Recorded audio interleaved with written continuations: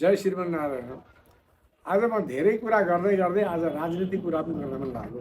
त्यो धेरै राजनीति गरेको मान्छे पनि म होइन, विद्वान पनि होइन, कानुन पढेको पनि छुइनँ, शास्त्र पढेको पनि छुइनँ। तर पनि सधैँभरि मैले पढ्ने भनेको मोबाइल पढेछु। केही समय मैले मोबाइल पढेछु, हेर्छु। त्यो हेर्दा बडो अचम्म लागेर आएको छु। अहिले देश भनेको घन्टीमय भएको छ। किन घन्टीमय भयो होला त? एउटा अचम्म लाग्दो कुरा छ। के छ भनेदेखि कुनै पनि वृक्ष बुढो हुँदै गयो भने त्यो पात पनि झर्छन्, ओइलाउँछ पनि, रुख बुढो हुन्छ र सुक्छ पनि, अनि ठुलो अलिकति हावा आयो भने त्यो ढल्न पनि सक्छ। त्यस कारणले बुढा भुपु मन्त्रीहरू धेरैजना हुनुहुन्छ। उहाँहरूले पनि धेरै यो एउटा नेपालमा योगदानहरू दिनुभयो, नदिएको होइन।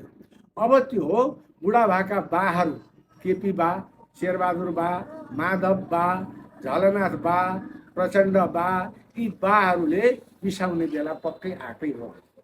बिसाउने बेला किन आयो भन्नु होला भनेदेखि घरमा बुढो हुन्जेलसम्म जनाइमा चाबी घुसारेर यो सम्पत्ति मेरै हो, यो छोराहरूले केही गर्छन् कि भनेर त्यो चाबी जनाइमा घुसारेर हिँडे जस्तै हो। यो भनेको यो देश युवालाई सुम्पिनु पर्ने पक्का भएको छ। अब यो सुम्पिनु पर्ने नभएको थियो यदि भनेदेखि यो एउटा अहिले यो आन्दोलन भन्ने जेनजी आन्दोलन भन्ने हुँदैन थियो। किन भयो होला त? कुनै पनि अत्याचार भयो भने त्यो पोखिन्छ, दुध उम्ल्यो भने पोखिन्छ, रुख बुढो भयो भने त्यो लड्छ या सड्छ या ढल्छ, केही न केही हुन्छ।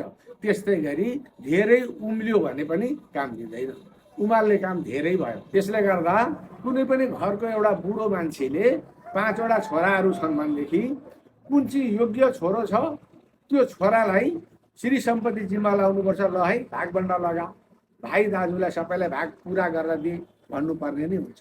त्यो एउटा लाटो छोरो हो, जेठो छोरो लाटो छ भनेर त्यो लाटोलाई नै जम्मै जिम्मा लाउनु त हुँदैन। बाठा पनि त अरू जन्मिसकेका छन्।